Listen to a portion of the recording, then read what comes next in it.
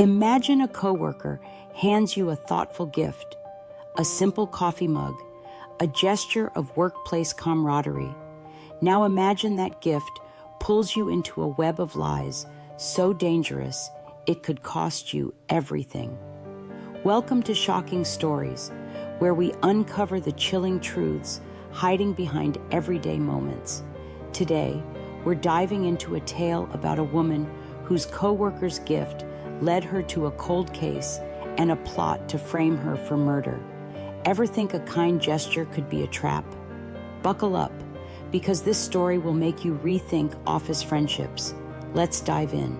Rachel Sullivan was a 32-year-old marketing coordinator at a mid-sized tech firm in Boston, Massachusetts, about 3 miles from the historic Freedom Trail. Her office in Cambridge buzzed with startup energy, and her coworker, Tim Carter, a 40-year-old data analyst, was a quiet but friendly presence. Known for small gestures like bringing donuts, Tim surprised Rachel with a ceramic coffee mug during a team meeting, saying it suited her style. Rachel thanked him, but later, at her desk, 20 feet from Tim's cubicle, she noticed a strange symbol etched inside the mug, a spiral with 3 dots, barely visible. It felt odd, like a hidden message. Curious, Rachel photographed the symbol and showed it to her friend Mia, a journalist who lived 5 miles away in Somerville. Mia, a true crime enthusiast, recognized it from a 2005 missing persons case she'd covered. Laura Bennett, a 28-year-old teacher who vanished from Brookline 15 miles away. Laura's belongings included a necklace with the same spiral symbol, never explained by police. Rachel's stomach churned. Why would Tim's gift match a cold case?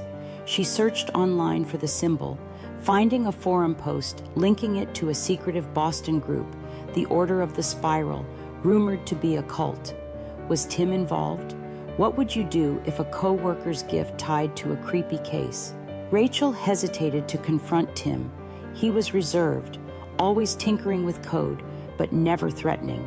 She decided to dig deeper, starting with Laura's case. At the Boston Public Library, 2 miles away, she found archived articles detailing Laura's disappearance after a late-night walk with no suspects named.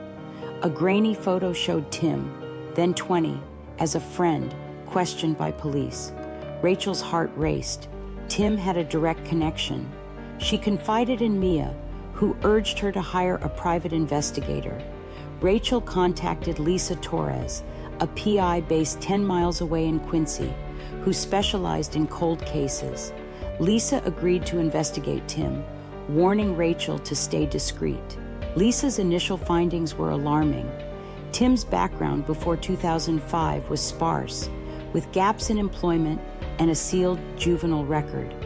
Rachel kept the mug on her desk, acting normal, but noticed Tim watching her, his eyes lingering when she sipped coffee.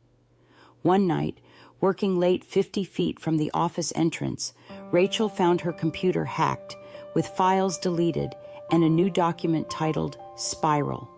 It contained a cryptic note, "You're part of it now." Her hands shook. That same night, she saw Tim's car parked 100 feet from her apartment in Cambridge. A text from an unknown number buzzed, "Keep the mug close." Ever feel like a workplace gift is pulling you into danger? Let's see where Rachel's search leads. You ever feel like you're holding something innocent, like a coffee mug, but it's screaming a warning you can't ignore? That's where Rachel was, realizing her coworker's gift linked to a missing woman and a shadowy group with threats closing in. A symbol etched in ceramic had turned her office into a minefield, and someone wanted her silenced. Welcome back to Shocking Stories, where we're diving deeper into a Boston mystery that's only getting darker. Ready to see what Rachel uncovers? Because this story's about to take a terrifying turn. What would you do if a coworker's gift was a trap? Rachel's first step was to investigate the Order of the Spiral. Lisa, the PI, pulled records from a 2006 police report mentioning the group, suspected of extortion and disappearances, but no arrests were made. Laura Bennett's case file noted her spiral necklace was found 15 miles away in Brookline, near a warehouse once owned by the group. Lisa traced Tim's movements in 2005, finding he'd lived 1 mile from the warehouse, working odd jobs. Rachel's heart sank. Tim wasn't just a bystander. She searched the mug again, finding a tiny chip embedded in the handle, likely a tracker. Was Tim monitoring her? Rachel decided to tail Tim, borrowing Mia's car to avoid recognition. She followed him from the office to a bar in Dorchester, 7 miles away, parking 150 feet back. Tim met a woman in her 50s, their conversation tense. Rachel snapped photos, catching the woman's necklace, a spiral with 3 dots. Lisa identified her as Diane Holt, a former order member who dodged charges in 2006. Rachel's fear grew. Tim was still tied to the group. She planted a recorder under her desk, 20 feet from Tim's, catching him whispering on a call. "She's got the mug. It's working." Rachel's hands shook. Was she being set up? Lisa hacked Tim's email, finding messages to Diane about a new mark and Laura's mistake. One email mentioned Rachel's name with a plan to shift the blame. Rachel's blood ran cold. Tim was framing her, but for what? She checked Laura's case again, finding a 2005 police interview where Tim claimed Laura was unstable, deflecting suspicion. Rachel confronted Mia, who suggested warning the police, but Rachel needed proof. She searched Tim's desk after hours, 30 feet from the office kitchen, finding a flash drive with photos of Laura, alive, then dead. A note read, "Rachel's next." That night, her apartment was ransacked, 200 feet from the street, with spiral carved into her door. Rachel took the flash drive to Detective Paul Nguyen at Boston PD, 4 miles away. Nguyen confirmed the photos were new evidence, reopening Laura's case, but warned Tim was dangerous, with a history of stalking dismissed as youthful errors. Rachel installed a security camera 10 feet from her apartment door, catching Tim loitering nearby. Lisa traced Diane to a storage unit in Brookline, 15 miles away, where the order allegedly hid evidence. Rachel insisted on going against Nguyen's advice. At the unit, they found files on Laura and others, with Rachel's photo pinned to a board labeled decoy. As they left, a car followed them for 3 miles, then vanished. Her phone buzzed. "You can't outrun the spiral." Ever feel like you're a pawn in someone else's deadly game? Let's see what happens when Rachel fights back. You ever feel like you're trapped in a plot where every move pulls you deeper into danger with nowhere to turn? That's where Rachel was, holding proof her coworker was framing her for a murder he committed, with a cult-like group backing his plan. A coffee mug, a missing woman, and a symbol tying it all together.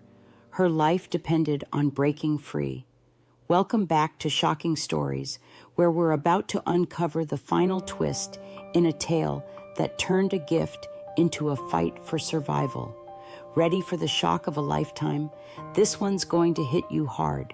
What would you do if you were framed by a coworker? Rachel and Lisa took the flash drive to Detective Nguyen, who linked the photos to Laura's murder, confirming Tim as a suspect. The twist emerged. Tim had killed Laura in 2005 after she tried leaving the Order of the Spiral, which he'd joined as a teen.